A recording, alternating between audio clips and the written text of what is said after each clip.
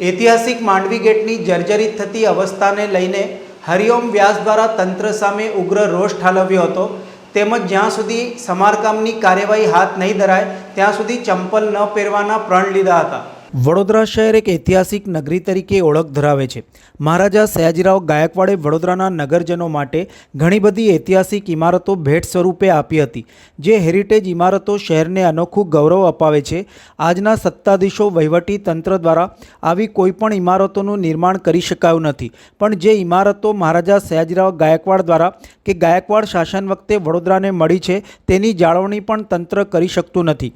પ્રજા ઈચ્છતી નથી તેમ છતાં પણ આજના શાસકો દોડી દોડીને બ્રિજ બનાવે છે, પણ શહેરની ગૌરવસમી ઐતિહાસિક ઇમારતોની જાળવણી માટે તેમના પેટનું પાણી હાલતું નથી। થોડાક જ વર્ષો પહેલાં 4 દરવાજા તેમજ માંડવી ઇમારતની સમારકામની કામગીરી હાથ ધરવામાં આવી હતી। જો કે તે સમયે કામગીરીની ગુણવત્તા સામે ઊંઘી રહેલ તંત્રના પ્રતાપે હવે માંડવી ઇમારતની અંદર ફરી પિલર પરથી કાંકરા ખરી રહ્યા છે। ઐતિહાસિક નગરી તરીકે ઓળખાતા વડોદરાના હૃદય સ્થળમાં આવેલી માંડવી ગેટ ઇમારતની હાલત દિન પ્રતિદિન બગડતી જાય છે। ઇમારતની અંદરથી પિલરો પરથી કાંકરા પડવા લાગ્યા છે। આ અંગે જાગૃત ધાર્મિક ગુરુ હરિઓમ વ્યાસ દ્વારા તંત્ર સામે તીખી પ્રતિક્રિયા વ્યક્ત કરી છે। તેમણે તંત્રની ઉદાસીનતા સામે રોષ વ્યક્ત કરતા જણાવ્યું હતું કે જાન્યુઆરી 2025માં રજૂઆતો કર્યા પછી પણ તંત્ર ઊંઘી રહ્યું હતું અને માર્ચમાં માત્ર દેખાવા માટેના કામની શરૂઆત કરી છે, જેમાં ખાલી સપોર્ટ માટે ગટર ઊભા કરવામાં આવ્યા છે, પણ તિરાડયુક્ત પિલરોને કોઈપણ પ્રકારની મરામત કરવામાં આવતી નથી। તેમણે વધુમાં જણાવ્યું હતું કે માંડવી સહિત શહેરની 4 દરવાજામાં ન્યાય મંદિર, લાલકોટ જેવી ઐતિહાસિક ઇમારતો શહેરના સાંસ્કૃતિક વારસાની ઓળખ છે। આજના સમયમાં જ્યાં 4 દરવાજા વિસ્તાર ઝડપથી કોમર્શિયલ વિસ્તાર બની રહ્યો છે, ત્યાં વારસો જાળવવાની તંત્રની જવાબદારી છે। વડોદરા જેવા ઐતિહાસિક શહેરની સંસ્કૃતિ, સંસ્મૃતિ અને શૈલીને જીવંત રાખતી ઇમારતો માત્ર પથ્થરોનો ઢગલો નથી, પરંતુ એ શહેરનો ભવિષ્યને ભૂતકાળ સાથે જોડતી જીવતી સાક્ષીઓ છે। આ પ્રકારની હેરિટેજ ઇમારતો સમાજને પોતાનો ઇતિહાસ અને ઓળખના સ્મરણ માટે મદદરૂપ બને છે। જગવિખ્યાત શહેરો જેમ કે પેરિસ, રોમ કે ઇસ્તાંબુલ પણ તેમની ઐતિહાસિક ઇમારતોના રક્ષણ માટે જાણીતા છે। વડોદરા પણ એ શ્રેણીમાં સામેલ થઈ શકે છે, જો તંત્ર અને નાગરિકો બંને આ વારસાને સાચવવા પ્રતિબદ્ધ થાય। ઐતિહાસિક ઇમારતની જાળવણી અંગે અને યોગ્ય સમારકામ માટે ધાર્મિક ગુરુ તેમજ જાગૃત હરિઓમ વ્યાસ દ્વારા મીડિયાના માધ્યમથી તંત્ર સુધી અવાજ પહોંચાડવાનો પ્રયત્ન કર્યો હતો। સમગ્ર મામલે આજે હરિઓમ વ્યાસ દ્વારા મીડિયા સામે પોતાની લાગણી અને વ્યથા રજૂ કરતા જણાવ્યું હતું કે જ્યાં સુધી માંડવી ગેટનું પ્રોપર સમારકામ કામગીરી નહીં થાય ત્યાં સુધી હું ચંપલ પહેરવાનો નથી તેવો નિર્ણય લીધો છે। સાથે જ 12 થી 4 દરમિયાન માંડવી નીચે આવી પાલિકા દ્વારા કામ પૂરું કરે તે માટે તપ કરીશ। વધુમાં તેમણે જણાવ્યું હતું કે 4 દરવાજા વિસ્તાર ઐતિહાસિક મહત્વ ધરાવે છે। અહીં ઐતિહાસિક પોળો પણ આવેલી છે, પણ હાલના સમયમાં 4 દરવાજા વિસ્તાર રહેણાંક વિસ્તારમાંથી કોમર્શિયલમાં પરિવર્તિત થઈ રહ્યો છે, તે અટકવું જોઈએ। સાથે જ તેમણે વધુમાં જણાવ્યું હતું કે ગઈકાલે હનુમાન જયંતિના અવસરે વિસ્તારમાં ભંડારો હતો। દરેક રાજકીય પક્ષના નેતાઓ આવ્યા હતા, પણ આ નેતાઓએ પોતાના શહેરની ઓળખસમી ઐતિહાસિક ઇમારત માંડવી ઇમારતની પરિસ્થિતિ જોવા પણ આવ્યા નથી। થોડાક સમય પૂર્વે એક ઇન્ટરવ્યૂમાં રાજમાતાએ આજના વહીવટી તંત્ર અને સત્તાધીશોના ઐતિહાસિક ઇમારતો તરફના દુર્લક્ષને લઈને કહ્યું હતું કે મારું ઐતિહાસિક વડોદરા મને પાછું આપો, પણ તેમ છતાં જાડી ચામડીના સત્તાધીશો કે વહીવટી તંત્રના પેટનું પાણી હાલતું નથી। તેમણે વધુમાં કહ્યું હતું કે જે રીતે આપણે ભારતની ટીમનો વિજય થાય ત્યારે માંડવી વિસ્તારમાંથી વિજય યાત્રા કાઢીએ છીએ, તે જ રીતે હવે જર્જરિત ઇમારતના મામલે પણ લોકોએ એકત્ર થવું જોઈએ અને તંત્ર સુધી અને દિલ્હી સુધી આ અવાજ અને પરિસ્થિતિ પહોંચાડવી જોઈએ। ઉલ્લેખનીય છે કે શહેરની અંદર ન્યાય મંદિર ઇમારત અને લાલકોટ ઇમારત સહિતની અન્ય ઇમારતોની જાળવણી અને સમારકામ પ્રત્યે પણ તંત્ર દ્વારા નિરસતા બતાવી રહી છે। શહેરના હેરિટેજ પ્રેમીઓમાં પણ માંગણી છે કે તંત્ર આવા મામલે ગંભીર બને અને શહેરની ઓળખસમી ઇમારતોની જાળવણી રખરખાવ પ્રત્યે યોગ્ય પગલાં લે। ઘણા છેલ્લા વર્ષોથી અમે 4 દરવાજાની ઐતિહાસિક ઇમારતો, ન્યાય મંદિર જેવા વિષયો માટે મીડિયા અને માધ્યમથી પ્રશાસનને જગાડવાનું કામ કરીએ છીએ, પરંતુ 4 દરવાજા કે ન્યાય મંદિરનું તો હજી સુધી કોઈ રિસ્ટોરેશનનું કામ શરૂ થયું નથી।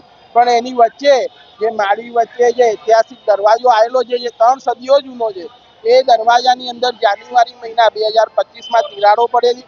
તો અમે મીડિયાના માધ્યમથી મહાનગરપાલિકાના કમિશનરશ્રીને સૂચન કર્યું કે આ તિરાડો માઇનોર નથી, એની પર યોગ્ય કામગીરી કરાવો. તો એ સમય એમને 2 મહિના બીજા વચ્ચે કાઢી નાખ્યા. માર્ચ મહિનાની 6મી તારીખથી આ કામગીરી શરૂ કરી. એના કામગીરીના ભાગરૂપે એમને આ ગડરો ઊભા કર્યા છે સપોર્ટો માટે. પણ જે પિલ્લર ફાટતો હતો અને એ પિલ્લર પર જે કામગીરી કરવી જોઈએ એ જરીકે કામગીરી કરી નથી. ને આજે તમે જુઓ છો કે જે પિલ્લર ચારે બાજુથી તૂટવા માંડ્યો છે. હવે આ એવું કહેવાય છે કે માંડવી 4 પિલ્લરો ઉપર આખી ઊભી છે. જો એક પિલ્લર એનો તૂટી જાય તો એની પરિસ્થિતિ ઉપરથી શું થાય એ આપણે બધા જ સમજી શકીએ છીએ. તો મહાનગરપાલિકાના કમિશનરશ્રીને અમારું નમ્ર વિનંતી છે કે તમે બધા કામોની પ્રાયોરિટી વચ્ચે સૌથી વધારે અને પ્રાયોરિટી આપી યોગ્ય કામગીરી કરો.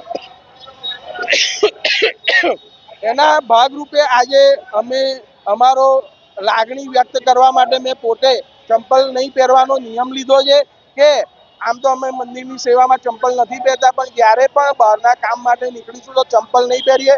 અને રોજ 12 થી 4 હું માંડવી નીચે આવીને બેસીને તપ કરી કે માંડવીનું કામ ઝડપથી કમિશનરથી પૂરું કરાવે.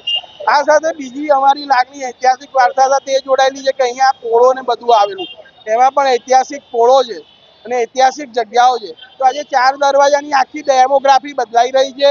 રહેણાંક વિસ્તારમાંથી કોમર્શિયલ થઈ રહ્યું છે, તો એને પણ અટકાવવું છે.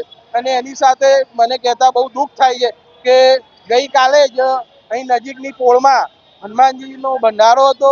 વડોદરાના બધા રાજકીય નેતાઓ પધારેલા, પણ એક પણ રાજકીય નેતાએ માંડવી નીચે આવીને માંડવીની પરિસ્થિતિ શું છે એ જોવાની પણ તસ્દી લીધી નથી. એટલે એમને ઐતિહાસિક ઇમારતો સાથે કેટલો લગાવ છે અને કેટલી ગંભીરતા છે એનો પણ ખ્યાલ આવે છે. સાથે સાથે એ કહીશ કે આપણા વડોદરાના રાજમાતા શુભાંગીની ગાયકવાડે 1 વર્ષ પહેલા એક ઇન્ટરવ્યુમાં કીધું હતું જાહેરમાં કે મને મારું વડોદરા પાછું આપો. મારું વડોદરા એટલે કે મારું ઐતિહાસિક વડોદરા પાછું આપો. તો શું ગાયકવાડ પરિવારે આટલું બધું વડોદરાને આપ્યું છે ને એમની આપણે આપેલી ઇમારતોને નહીં સાચવી શકીએ તો એમને કેટલું દુઃખ થતું હશે. આપણા દેશના વડાપ્રધાન શ્રી નરેન્દ્રભાઈ મોદી ઐતિહાસિક વારસાને સાચવવાની વાત કરે છે. વડોદરાથી જીતીને સાંસદ થઈને વડાપ્રધાન બન્યા છે. તો આજે વડોદરાની જે આ દુર્દશા છે એની માહિતી પણ એમને હવે મળવી જોઈએ કે વડોદરા કઈ પરિસ્થિતિમાંથી પસાર થઈ રહ્યું છે અને વડોદરાના રાજકીય પક્ષો તેમજ સત્તાધીશ પક્ષો તેમજ કમિશનર કેવી રીતના કામગીરી કરી રહ્યા છે કે જેના માટે પબ્લિકે આવી રીતે જાહેરમાં આવીને નિવેદન આપવું પડે છે. અમને નિવેદન આપતા દુઃખ થાય છે કે આપણે આપણા વડોદરા માટે જ આવું બોલવું પડે, પણ જેની હાથમાં સત્તા છે એ પોતાની સત્તાનો સદુપયોગ કરીને આના પર ધ્યાન નથી આપતું. હું એવું કહીશ કે આ 5 વર્ષ કે 7 વર્ષ પહેલા આનું રિસ્ટોરેશન થયેલું ત્યારે લાખો ને કરોડો રૂપિયા વપરાયેલા. તો આજે એક આપણે સામાન્ય વોટરપ્રૂફિંગ કરાવીએ છીએ તો 10 વર્ષની ગેરંટી આપતા હોય છે. તો જ્યારે આટલા કરોડોનો ખર્ચો થયો છે એને આવું નુકસાન થયું છે તો જે તે એજન્સીએ કામ કર્યું એની પાસે બોલાવીને કામ કેમ નથી કરાવત? આ ખર્ચો પાછો કોર્પોરેશનમાં પડશે અને એ કોર્પોરેશન ખર્ચો પ્રજાના વેરામાંથી વસૂલ કરશે. આફ્ટર ઓલ નુકસાન વડોદરાની પબ્લિકને છે. તો હું વડોદરાની પબ્લિકને આહવાન કરું છું કે તમે મારી સાથે આ તપમાં જોડાઓ અને જે રીતે તમે ભારતની મેચ જીતો છો અને માંડવી પાસે આવીને આનંદ વ્યક્ત કરો છો એવી જ રીતે આ માંડવીનો પિલ્લર તૂટ્યો છે તો તમારું દુઃખ વ્યક્ત કરો તો જ આ પ્રશાસનની આંખો ખુલશે. કારણ કે છેલ્લા 3 મહિનાથી મીડિયાના માધ્યમથી કહેવા છતાં જો આટલું કામ થયું હોય તો એ લોકો કેટલું આ કામ એવોઇડ કરી રહ્યા છે એ દેખાઈ આવી રહ્યું છે. અને ભવિષ્યમાં પણ આ જ્યારે કાર્ય પૂરું થશે તો આ મીડિયાની જીત છે કે જેને લીધે આ કાર્ય થયું.